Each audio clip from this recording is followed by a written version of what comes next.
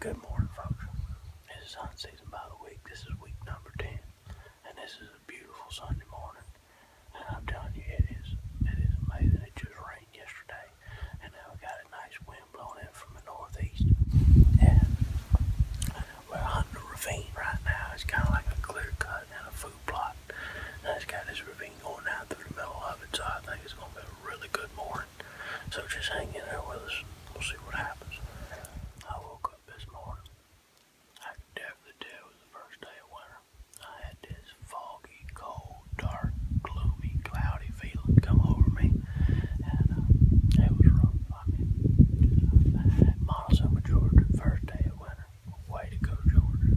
What's the point? But anyway, it is better than Alabama, because as y'all know, we went over there to Alabama last week, week number 9, and I'm telling you, it was just sickening. It was just cold. And unlike us Georgia people, when you go over there, they won't take you where the deer are. If somebody came over here, we'd take them hunting with them. Right here, that's what you sit right there, you go shoot deer. Come back an hour later, and they got a big old trophy buck. But over there, oh man, they take us to the rough, gloomy part of the woods where it's all nice and cold, so thick you can't see but a mile or two. And you ain't gonna see nothing right there. And I believe it did it on purpose. They might have done it on purpose intentionally, but they did it accidentally, intentionally on purpose. But this video right here is about tips for guides, because when you go on to guided hunt, especially in Muscle Shoals, Alabama, they should take you to where the deer are, because all the stuff you pay for and everything, it's just only right. So, here's the tip for y'all guides out there, is when somebody comes to you and want a guided hunt, take them to where the deer are, and don't take them to where there's no deer. I know you might want to have some for yourself left over, but if you claim to see so many deer, and there's so many deer out there, and we pay so much money to go hunting, that you should take us to where the deer are. So that's tip number 1 for guides, especially in Muscle Shoals, Alabama. Another thing, this is not a tip or anything, this is just a comment. The people over in Alabama just ain't like the people over here.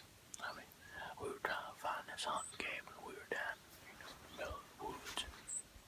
We were trying to find a hunting cabin to stay at. And we found a guy down there. We passed him on the road. So we stopped and asked him, do you know where this hunting cabin is? Yeah. What? What are you looking for? I said, we're looking for a hunting cabin. It's supposed to be on this rocky road up here on the mountain road. We can't find it anywhere. And, you mean that hunting cabin? Yeah. I said, do you know where it is? No, I'm afraid not. I'm from Alabama. Well, what's the point? If you're gonna act like that, you might as well move to California or something. Don't be down here acting like that. Anyway, that's just a comment. I'm sorry for bringing that up, but it was weighing on my heart, because I don't know what happened to people nowadays. They just off the rocker. Tip number 2 for a day is when you're a cameraman or when you're a guide, make sure you know how to use your camera and you know the difference between record and stop, because there is just a teensy-weensy little difference. No offense, but anyway, the thing is, when it comes to the moment of truth, and you're out there and you're seeing this big buck, if you stop your recording, it doesn't help. I don't care if you have every other second of you walking, your feet, your shoe coming untied, stepping in a hole, breaking your ankle. All that's really good footage. But when it comes to when that buck walks out and you want to shoot it, you hit stop. Some people could get upset, and I wouldn't want that for anybody. Especially for me. My poor little cameraman, he'd be suffering for a long time if he did that to me. And anyway, so that's a good tip for y'all, just to consider and make sure you pass this on to your guide or your cameraman if you go on, because it's really important to get that special moment on camera. I mean, it's just really nice to have that big buck on your big screen TV at home, and you're going, wow, I shot him. And so keep that in mind when you go on.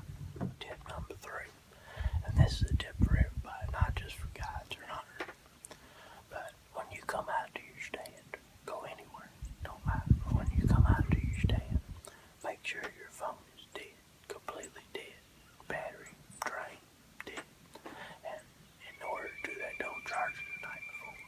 Make sure it's dead when you get out of the stand. I got a friend of mine, he actually really enjoys doing that. It brings him peace in his heart. And what he did was he went on Amazon and he bought one of these power boxers, and they ain't but like $120, and all there are is a big battery, and you can plug your phone into them. Well, then if you're out in your deer stand, you can just plug your charger right into that battery, and it'll fire your phone up just like that, and you're running off live straight electricity out of your hands, and it's really cool. I never thought about doing that. That's just how backwoods I am, I'd always charge my phone every night to full charge during the day. But this guy, he taught me to do it this way. It's way better. I mean, if you can have a dead phone in your hand and you don't have all that electricity and vibes going through your body, I mean, it's way better. You get out in the stand and you plug it in, and then you're good to go. So keep that in mind when you go on, because it's very important to have strategies like that. And when you got strategies, everything works out for you. So keep it in your system, keep it in your plan. This is tip number 4, and it's really aimed for guides and also hunters too. When you take somebody out on the guided hunt, and they spend so much time to come over there just so you can take them hunting, just leave your shame at home. I mean, just leave. We went Muscle Shoals, Alabama. Our guide, I guess he knew that he did wrong. He took us out there where no deer was. But he come out there, he was so ashamed that he painted himself, painted his face black, just to hide his shame. And to me, it was a real shame that he did that. And I tried to explain to him that you don't need to be ashamed. I mean, it's okay. I mean, sometimes you won't see a deer, and I really tried to explain to him that it'll be fine in the end, but he just wouldn't listen, and that really, really eats me up inside. It really hurts my heart. I'm gonna tear up here in a second if I keep talking about it, but I mean, this is just a tip for y'all guys out there. It is going to be okay in the end. So don't be ashamed if you take somebody with deer ain't, okay? Because later on they'll see one. I mean, it's okay. You can ask for forgiveness. They'll probably forgive you. I mean, if you're trying to keep a deer to yourself, it's okay. I mean, we all got selfish reasons for doing stuff during the day. So all that's fine. But just don't be ashamed. That's tip number 4. Alright, folks, this is tip number 5 for today, and this applies for everybody, not just guys, not just hunters, but especially to hunters, But a lot of people worry about what the FM station says. They listen to way too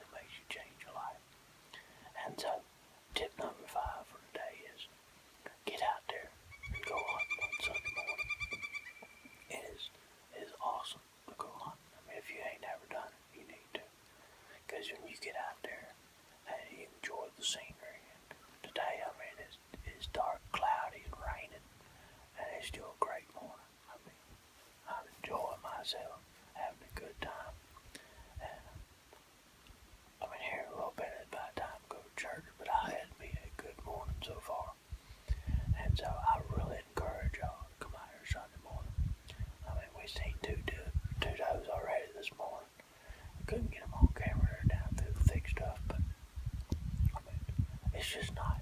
I ain't really worried about seeing all kinds of deer. I'm just worried about having a good time, good away time. And it is a really good morning for that. So I really encourage all y'all to try that on Sunday morning. And that winds up my tips for today. I had 5 tips, and that was my 5th one. And right now we gotta get back to shooting some deer. Because I'm hearing one down in the thick stuff right now. So hopefully it'll come out in just a little bit. And we'll shoot a nice big buck. Sounds good. Oh yeah, so just hang in there. We'll see what happens. Well folks, I'm sorry about this, but it don't look like we're gonna get nothing on camera this morning. Just hang in there just a little bit longer. We'll see if we get something come out. It's starting to rain now, so probably ain't much chance. Well folks, that's gonna be it for this morning. I do appreciate y'all watching. And it's time to go to church right now, so I'm gonna have to get going. But y'all have a great Sunday, and may the good Lord bless you. We're gonna leave, but I wanna leave y'all something to ponder on. The next time y'all get up in y'all stand, ask yourselves this question. Do my deer run fast? Do I shoot them in the ass? Can I put them in my sights, or do I shoot them late at night? Do they all start acting strange when they get into my range? Do my deer run fast? Or are you like me, and are you serious about hunting? And you can ask yourselves this question. Do my deer walk slow? Can I see them head to toe? Can I shoot them with my gun or shoot them with my bow? Do they make that hollow sound when they drop and hit the ground? Do my deer walk slow? So that's something to ponder on and think about, because if y'all are not giving yourselves that question and y'all's deer running around and acting crazy, then maybe you ought to rethink your strategy on hunting.